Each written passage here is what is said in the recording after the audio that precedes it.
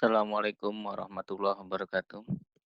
Terima kasih atas kesempatan yang telah diberikan kepada saya.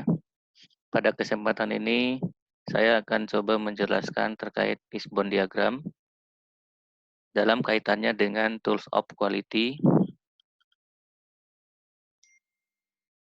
Fishbone diagram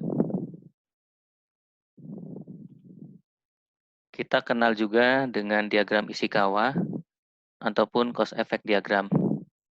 Hal ini karena pertama kali diperkenalkan oleh Dr. Kouro Ishikawa pada tahun 1943 sehubungan dengan program quality di Kawasaki Steelworks. Fishbone diagram adalah salah satu metode untuk menganalisa penyebab dari suatu masalah atau kondisi melalui sesi brainstorming.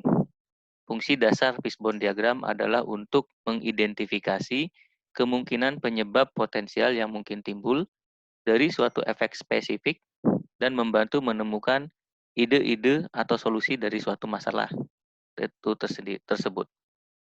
Secara ringkas, fishbone diagram itu memudahkan dalam mengidentifikasi faktor-faktor yang signifikan, membantu hipotesis tentang penyebab suatu cacat atau masalah quality. Fishbone diagram juga mudah dipahami dan digunakan, dan dengan adanya fishbone diagram juga bisa membantu mencegah kerusakan atau defek atau maupun membantu menciptakan produk yang berkualitas. Fishbone diagram secara umum terdiri dari dua bagian utama. Yang pertama adalah bagian kepala ikan yang terdiri dari program atau topik yang akan kita cari tahu penyebabnya, dan yang kedua adalah tulang ikan yang merupakan kategori yang berpengaruh terhadap problem atau topik yang hendak kita cari penyebabnya. Ini kita mengenalnya dengan 6M atau 5M plus 1E, di mana terdiri dari man, method, manajemen, material, mesin, dan milieu ataupun environment. Bagaimana kita dalam membuat suatu fishbone diagram yang baik? Tentunya ada langkah-langkah yang harus kita perhatikan. Yang pertama, kita harus menentukan atau menyepakati problem ataupun event yang akan kita cari penyebabnya. Yang kedua, melakukan identifikasi kategori, apakah nanti menggunakan model 6M yang tadi disampaikan di sebelum ini, ataupun 8P, maaf, ataupun 5S. Ini disesuaikan dengan kondisi dari masalah atau problem yang akan kita cari tahu penyebabnya. Terus yang ketiga, menemukan sebab-sebab potensial dengan cara melakukan brainstorming. Dan yang terakhir, melakukan kajian dan menyepakati sebab-sebab yang mungkin terjadi. Dalam menyusun fishbone diagram, kita dibantu dengan metode 5Y. Metode 5Y adalah salah satu metode yang sangat populer yang sering digunakan untuk mendapatkan root cause dari suatu permasalahan. Yang mana jawaban untuk Y pertama biasanya terdiri dari list masalah yang sudah diperkirakan pada saat planning. Jawaban untuk Y kedua merupakan penyebab atau masalah setelah Y pertama terungkap. Y ketiga dan seterusnya berusaha mengungkap penyebab dan penilaian berlanjut sampai masalah atau penyebab menjadi konkret. Ini kurang lebih gambaran bagaimana cara membuat suatu fishbone diagram, yang mana batang utama dan cabang diagram menunjukkan jawaban untuk mengapa pertama, dan cabang sekunder menunjukkan untuk jawaban untuk mengapa berikutnya, dan seterusnya. Untuk lebih memudahkan dalam proses pembuatan fishbone diagram ini, slide berikutnya akan mengambil case study bagaimana cara membuat fishbone diagram. Case study yang pertama terkait dengan reducing kandungan pestisida di dalam air tanah di suatu kawasan pertanian di Pakistan. Sebelum melakukan fishbone diagram, membuat fishbone diagram, kita tentunya ada beberapa tahap yang harus dilakukan. Yang pertama adalah problem identification, yang kedua problem formalization, yang seterusnya adalah identifikasi penyebab utama atau penyebab sekunderinya, terus melakukan prioritas kriterialisasi, dan melakukan pembuatan fishbone diagram itu sendiri. Setelah dilakukan proses brainstorming, ternyata terdapat 15 penyebab eh, yang menyebabkan tingginya residu pestisida di dalam air tanah. Yang pertama adalah pada kategori men atau petani, didapatkan mayoritas petani atau 18% dari petani itu belum mendapatkan training yang baik terkait dengan penggunaan pestisida. Yang kedua, terkait buruknya pengetahuan terkait pestisida itu sendiri. Untuk kategori kedua, yaitu material, ada 3 material pestisida yang digunakan, dan rata-rata ini cukup kecil penyumbangnya, kurang lebih 2%, yaitu terkait dengan pestisida yang expire ataupun pestisida yang tidak diperbolehkan atau ilegal. Yang ketiga, kategori mesin adalah ternyata ditemukan kebocoran alat pada alat penyemprotan sekitar 9%.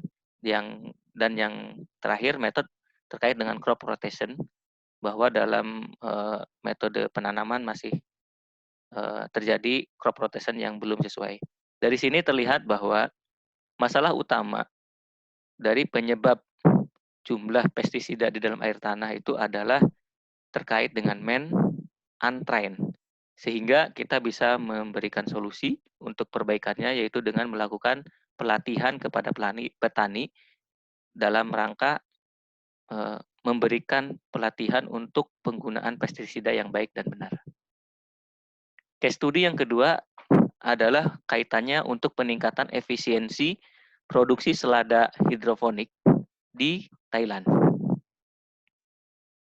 Dari hasil produksi di suatu kawasan hidroponik di Thailand, didapatkan data bahwa untuk grade A itu dengan berat 200 sampai 300 gram, produksinya sekitar kurang lebih 4%, sedangkan grade B dengan berat 150 sampai 200 gram 23%, dan grade C dengan berat di bawah 150 itu 72%. Sangat dominan produksi di grade C. Untuk meningkatkan efisiensi produksi, tentunya kita berharap dan kita ingin meningkatkan proporsi grade A itu lebih tinggi dibandingin grade B dan grade C. Sehingga kita mencoba menggunakan metode fishbone untuk melihat dan memetakan potensi penyebab yang mungkin terjadi. Setelah dilakukan brainstorming, kami mendapatkan 9 faktor atau kategori yang bisa ataupun yang mungkin menyebabkan rendahnya produksi selada hijau di Thailand ini.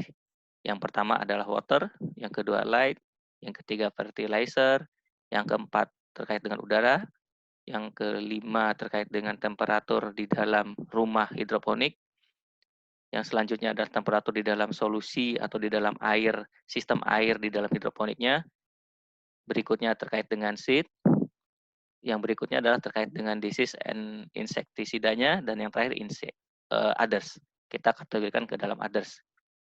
Nah, dari sini kita melakukan brainstorming dan perhitungan-perhitungan menggunakan dibantu oleh matematika kuantitatifnya, sehingga diperoleh bahwa temperatur in solution ini menempati proporsi terbesar, dan ini menjadi penyebab utama yang bisa kita cari tahu permasalahannya dan bisa dilakukan perbaikan. Di mana temperatur di dalam solusi ini adalah di atas 25 derajat, sehingga kita perlu menggunakan sistem chiller berpendingin udara. Dan di sisi air sendiri, kita perlu memeriksa tingkat nutrisi pasokan.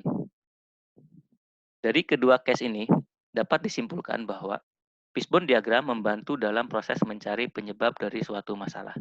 Yang kedua, fishbone diagram memberikan beberapa penyebab potensial dan membantu memberikan ide-ide untuk solusi dari problem tersebut. Dan yang ketiga, membuat langkah strategis berdasarkan hasil fishbone diagram untuk melakukan perbaikan yang berkelanjutan.